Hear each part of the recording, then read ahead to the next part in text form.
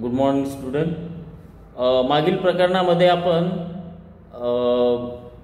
Census म्हणजे जनगणनेचे प्रकार, भारतामध्ये सर्वप्रथम जनगणना केव्हा सुरुवात झाली, त्यानंतर त्या जनगणनेचे प्रकार, त्याचे गुण, त्याचे वैशिष्ट्य, हे सर्व आपण मागील तासामध्ये आपण बघितलेलं आहे. आज आपण नवीन टॉपिक घेणार आहोत, जनन व जन्मदर. जनन आणि जन्मदर हे दोन्ही शब्द वेगवेगळे आहेत. फर्टॅलिटी आणि बर्थ रेट, त्याला इंग्लिशमध्ये फर्टॅलिटी आणि बर्थ रेट असं आपण म्हणू शकतो. तर जनन हा लोकसंख्या बदलाचा एक घटक असून लोकसंख्येच्या अभ्यासात याला फार महत्त्वाचे स्थान आहे. जनन पातळीवरील लोकसंख्येची रचना म्हणजे स्ट्रक्चर यावर अवलंबून असते, जी लोकसंख्येच्या सामाजिक, आर्थिक, लोकसंख्याशास्त्रीय वैशिष्ट्यांवर परिणाम करते. हा एक गुंतागुंतीचा विषय आहे. म्हणून लोकसंख्या विषयीचे जे कार्यक्रम आहेत हे जनन व इतर घटकांच्या परस्पर संबंधाच्या योग्य आकलनावर अवलंबून आहेत. मग याचे महत्त्व काय, या अध्ययनाचे महत्त्व काय आहे, तर लोकसंख्याशास्त्राच्या अभ्यासात जनन व जन्मदर यास विशेष महत्त्व आहे. बरोबर आहे. तर विशेष महत्त्व कसं आहे की कुटुंबातील मुलांच्या म्हणजे त्यात मुली असो किंवा मुले असो, यांच्या जन्माचा परिणाम त्या कुटुंबाच्या रचनेवर होत असतो. बरोबर आहे. एखाद्या कुटुंबातील मुलांचा जो जन्मांचा परिणाम आहे, मग ते मुली असो अथवा मुले असो, तर यांचा परिणाम त्या कुटुंबावर डायरेक्टली इनडायरेक्टली होत असतो. कुटुंबात मुले जास्त असल्यास ते कुटुंब मोठे असते, तर मुलामुलींची संख्या मर्यादित असल्यास ते कुटुंब लहान असते. बरोबर आहे की नाही. तर ज्या कुटुंबामध्ये मुलामुलींची संख्या ही जास्त असते तो कुटुंब मोठा असतो, आणि जिथे संख्या कमी असते तो कुटुंब लहान असतो. मग कुटुंबात जन्म जास्त होत असल्यास त्याचा प्रामुख्याने आईच्या आरोग्य व मानसिक स्थितीवर परिणाम होत असतो. म्हणजे कुटुंबात जन्म जास्त होत असल्यास प्रामुख्याने याचा एकंदरीत परिणाम जे आहे ते मातेवर होत असतो, आणि यातून तिच्या आरोग्याविषयीच्या समस्या ज्या आहेत त्या भेडसावत असलेला आपल्याला पाहायला मिळते. जन्मदराचा समाज व देशाच्या लोकसंख्येवरही परिणाम होतो. बरोबर आहे. ज्या देशाचा जन्मदर हा जास्त आहे त्या साहजिकच त्या देशाची जी लोकसंख्या आहे ती जास्त असते. बरोबर आहे की नाही. आणि ज्या देशाचा जन्मदर हा कमी असतो त्या देशाची लोकसंख्या ही कमी असल्यास आपल्याला पाहायला मिळते. जनन व जन्मदराचा अभ्यास आर्थिक, सामाजिक, पर्यावरणीय, राजकीय, लोकसंख्या वाढ, स्थलांतर, घरे, सार्वजनिक आरोग्य, कमी दरडोई उत्पन्न, लोकांचे निकृष्ट जीवन इत्यादी समस्या सोडवण्यासाठी होत असतो. मग जनन म्हणजे काय त्याविषयी माहिती पाहू. तर जननाचा जो अर्थ पाहता स्त्रीच्या प्रजोत्पादन क्षमतेचा अर्थ समजून घेणे जरुरीचे आहे. जनन म्हणजे जननाचा जर विचार केला, जनन ही संकल्पना जर आपल्याला माहिती करून घ्यायची असेल तर यामध्ये स्त्रीच्या प्रजोत्पादन क्षमतेचा अर्थ समजून घेणे जरुरीचे आहे. सामान्यतः प्रजोत्पादन क्षमता हा शब्द स्त्रीच्या बालकांना जन्म देण्याच्या शारीरिक क्षमतेवर किंवा शारीरिक क्षमतेविषयी वापरला जातो. बरोबर आहे की नाही. मग तर जनन आणि म्हणजे यालाच आपण इंग्लिशमध्ये फर्टॅलिटी म्हणतो. जनन शब्द स्त्रीच्या जिवंत मुलास जन्म देणाऱ्या क्षमतेविषयी किंवा स्त्रीच्या एकूण जन्म देण्याविषयी वापरला जातो. जनन हा शब्द म्हणजे स्त्रीच्या मुलांना जन्म देण्याच्या क्षमतेविषयी वापरला जातो. एका वाक्यात सांगायचं झालं तर स्त्रीच्या मुलांना जन्म देण्याच्या क्षमतेविषयी जनन हा शब्द वापरला जातो.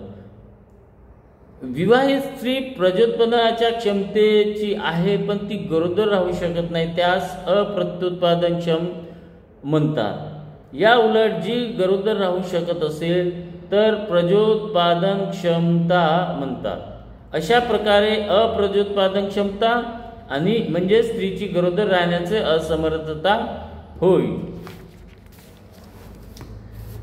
मग आहे बर्थ रेट. जनन हा फर्टॅलिटी आणि जन्मदर हा बर्थ रेट. मग जन्मदर देशात किंवा प्रदेशात एकूण लोकसंख्येत वर्षभरात 1000 लोकसंख्येमागे जन्माला आलेल्या बालकांचे किंवा अभ्रकांचे प्रमाण होय. जन्मदर हे बहुधा 1000ला सांगितले जाते, ते 100लाही सांगता येते. जन्मदर म्हणजे काय की एखाद्या प्रदेशात किंवा एखाद्या देशामध्ये 1000 लोकसंख्येमागे किती बालकांचा जन्म झालेला आहे किंवा अभ्रकांचा जन्म झालेला आहे यालाच काय बर्थ रेट किंवा जन्मदर असे म्हणतात. आणि हा जन्मदर सांगण्यासाठी एकतर 1000मागे किंवा 100मागे सांगण्यात येतो. परंतु लोकसंख्येचं कसं की लोकसंख्या ही करोडोमध्ये असते, लाखोमध्ये नाही, करोडोमध्ये असते. त्यामुळे साधारणतः सोयीस्कर अभ्यासासाठी पर 1000 पुरुषामागे म्हणजे 1000 हा आकडा घेतला जातो. 100 हा आकडा फार कमी प्रमाणात घेतला जातो, पण तो पण आपल्याला घेता येऊ शकतो. जन्मदर व्यक्त करण्याच्या पद्धती किंवा प्रकार. तर जन्मदर व्यक्त करण्याच्या प्रमुख 5 पद्धती आहेत.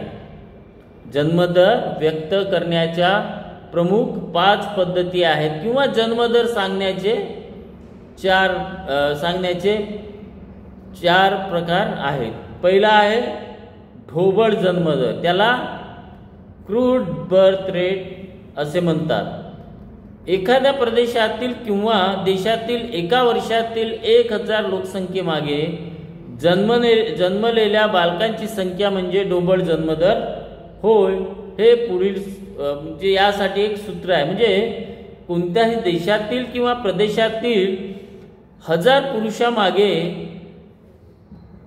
जन्मलेल्या बालकांची जी संख्या आहे ती बालकांची संख्या म्हणजे त्यालाच ढोबळ जन्मदर क्रूड बर्थ रेट असे म्हणतात.